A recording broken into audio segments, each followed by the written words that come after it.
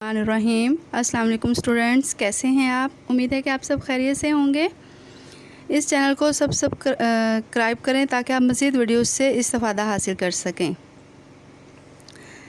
आज हम सबक नंबर 11 कदर अयास का ख़ुलासा और उसकी एक्सरसाइज करेंगे।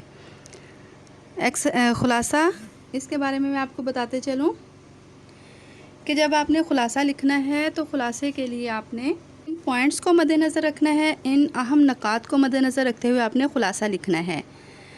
इसके अहम नकात हैं: कर्नल साहब का बंगला, कर्नल का बेटा सलीम। नंबर 3 है सलीम और मुलाजिम का झगड़ा। नंबर 4 एक देहाती का किस्सा। नंबर 5 मास्टर जी का गांव पहुंचना।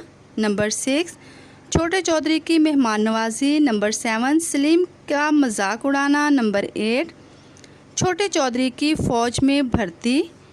नंबर 9 सलीम का छोटे चौधरी को देखना। 10 मुसन्निफ़ का ख़ुद छोटा चौधरी होना। ये इसके अहम नकात थे। इन नकात को मद्देनज़र रखते हुए आपने क्या है, ख़ुलासा राइट करना है। इसके अलावा मैं कुछ सेंटेंसेस डिक्टेट कर रही हूँ, इनको आपने ख़ुलासे में मार्कर के साथ राइट करना है। सबसे पहला है, यानी कि अपनी सरमाया उर्दू से देखिएगा, जहाँ से आपने ख़ुलासा याद करना है वहाँ से पहला पैराग्राफ है, उसमें लफ्ज़ है उम्दा सी क्लास बंगले। नेक्स्ट पेज का पहला पैराग्राफ, उसकी 3rd लाइन, अमजद इसे देहाती समझेगा। उससे नेक्स्ट पैराग्राफ है, उसकी भी 2nd लाइन, मुसन्निफ़ दोनों को एक देहाती का वाक़या सुनाने लगा। फिर है इसी पैराग्राफ में, शलवार तो लड़कियां पहनती हैं। लास्ट सेंटेंस है आखिरी पैराग्राफ की लास्ट 4th लाइन, देहाती शर्मिंदगी की वजह से स्कूल ना जा सका होगा। ये था हमारा ख़ुलासा, जो कि आपने तमाम जो इसके यानी कि जो इसके असूल हैं उनको मद्देनज़र रखते हुए आपने इसको याद करना है। ओके, अब हम इसकी एक्सरसाइज की तरफ आते हैं। एक्सरसाइज के लिए हमारा पहला क्वेश्चन है सवालात के जवाबात। सवाल नंबर 1 है, बुक से देखिए, इसको मैं हेडिंग के साथ इसका आंसर बोल रही हूँ, यानी कि मुख्तसर सवालात के जवाबात। सवाल नंबर 1 की हेडिंग है मुसन्निफ़ का बंगला। मुसन्निफ़ को जो बंगला मिला वो अपनी क्लास में, यानी कि C क्लास बंगला था। ये बंगला वेल्सन साहब ने ख़ास तौर पर अपने लिए बनवाया था। ये बंगला कमोबेश 2 एकड़ किता अराज़ी पर मुश्तमिल था, यानी शुरू से ही ये काफ़ी तवीलो अरीज़ था। इमारत के सामने एक वसी बाग था। बाग में जा बजा सुर्ख़ो सफ़ेद गुलाब के फूल उगे हुए थे या लगे हुए थे। क्वेश्चन नंबर 2 है, इसकी हेडिंग है सलीम मियाँ का मशगला। सलीम मियाँ दिन भर अपने बेफ़िक्रे दोस्तों के साथ बैडमिंटन खेलते रहते और सरे शाम होते ही टीवी के सामने जम जाते। नेक्स्ट है जीम, इसकी हेडिंग है सलीम के अली बख्श पर बरहम होने की वजह। सलीम मियाँ की गैर मौजूदगी में इसका एक दोस्त अमजद मिलने आया तो अली बख्श ने इसे बरामदे ही में बिठा दिया और सादा पानी का गिलास पेश किया। जब सलीम मियाँ को इस बात का पता चला तो वो अली बख्श पर बरहम हुए, यानी कि बहुत सख्त नाराज़ हुए, गुस्से हुए कि इसने इसके दोस्त को गोल कमरे में सोफ़े पर क्यों नहीं बिठाया और फ्रिज में से निकालकर कोका कोला की बोतल क्यों नहीं पेश की। नेक्स्ट क्वेश्चन है, उसकी हेडिंग है देहाती लड़के का लिबास। देहाती लड़के का लिबास, ये इसकी हेडिंग है। आंसर है इसका, जब देहाती लड़का पहले दिन स्कूल गया तो इसके नंगे सर पर साफ़ा बांध रखा था, बदन पर कुर्ता और तहमद और पाँव में पुटहारी जूता था।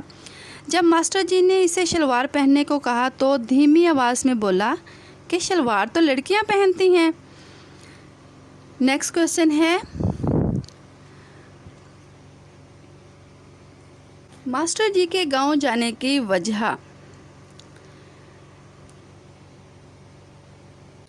मास्टर जी शिकार खेलने के शौकीन थे। एक बार दिसंबर के महीने में वो शिकार करते करते छोटे चौधरी के गांव जा पहुँचे और उन्होंने वो रात छोटे चौधरी के पास बसर करने का इरादा किया। नेक्स्ट है चाय की पेशकशी, इसकी नेक्स्ट क्वेश्चन की हेडिंग है और आंसर है इन दिनों गांव में चाय बनाने का रिवाज ना था। चाय सिर्फ मरीज़ों को दी जाती थी, कोई चाय बनाना भी नहीं जानता था, इसलिए मास्टर जी को आधी कच्ची आधी पक्की चाय पेश की गई जो बहुत बदमज़ा थी। मास्टर जी ने एक घूंट चाय पीकर बाकी चाय रख दी। नेक्स्ट क्वेश्चन है, उसकी हेडिंग है कहानी का असर। देहाती लड़के की कहानी सुनकर सलीम मियाँ हैरान रह गए। इनकी आंखों में एक देहाती के लिए मोहब्बत की चमक थी। नेक्स्ट क्वेश्चन है खुलासा, जो कि हम कर चुके हैं। उससे अगला क्वेश्चन है क्वेश्चन नंबर 3, वाहिद की जमा और जमा के वाहिद लिखें। देहात, दैया, शिकायत, शिकायात, इरशादात, इरशाद, किस्सा, कसस, हादसात, हादसा, रवायत, रवायात, अमारत, अमारात, इम्तियाज़, इम्तियाज़ात, मुशाहदात, मुशाहदा।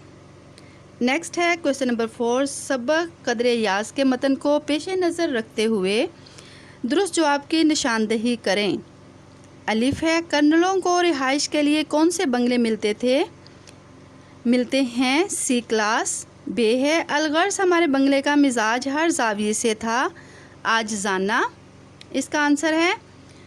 जीम है तमाम देहातियों ने मास्टर जी से कौन सी बरखुरदार की खैरियत दरियाफ्त की, आंसर है नामलूद। दाल है मास्टर जी के बेटे के लिए क्या चीज़ मंगवाई गई, आंसर है चारपाई।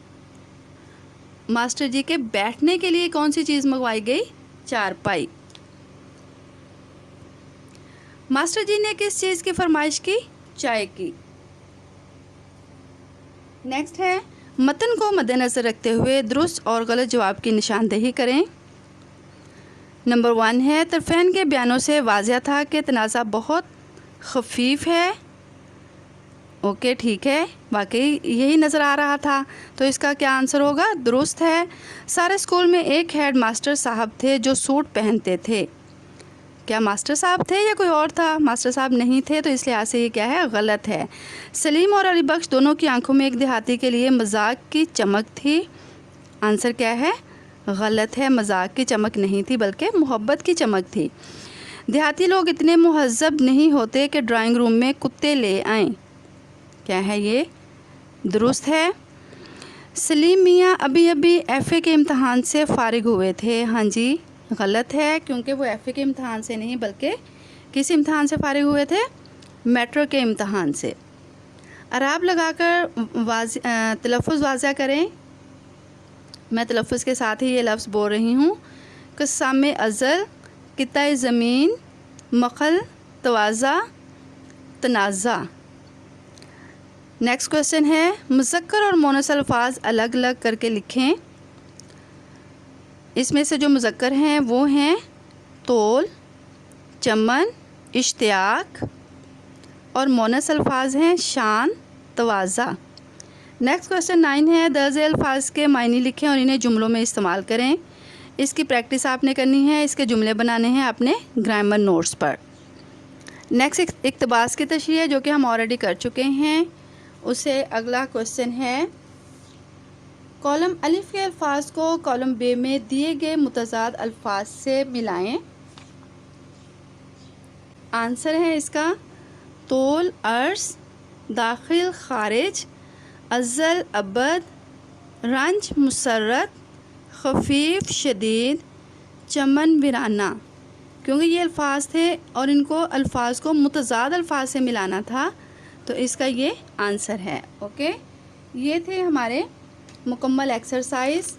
अब आपने क्या करना है, इस यानी कि इस सबक का ख़ुलासा बहुत अच्छे तरीके से याद करना है, और याद करने के बाद कोशिश करें कि आप एक दफ़ा इसको लिख कर देख लें, क्योंकि जो चीज़ हम एक दफ़ा लिख लेते हैं उसके अंदर रहने वाली जो गलतियाँ हमारी होती हैं, जो अगलात होती हैं, वो ना सिर्फ ख़त्म हो जाती हैं बल्कि अगर जिनकी बहुत ज़्यादा हो रही हों तो उनकी कम हो जाती हैं, और जिनकी कम हो रही होती है तो उनकी फिर बिल्कुल ही ख़त्म हो जाती है। और इस लिहाज से जब हम एक दफ़ा चीज़ लिख लेते हैं तो उसकी जो लर्निंग होती है वो हमारे यानी कि ज़हन में वो पुख्ता हो जाती है, और वो हमेशा हमें सब वो क्या खुलासा है वो या वो चीज़ जो कि हम लिख के देख लेते हैं वो याद रहती है।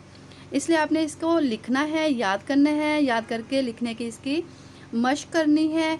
और उसके अलावा जो इसकी एक्सरसाइज की है वो मुकम्मल आपने याद करनी है।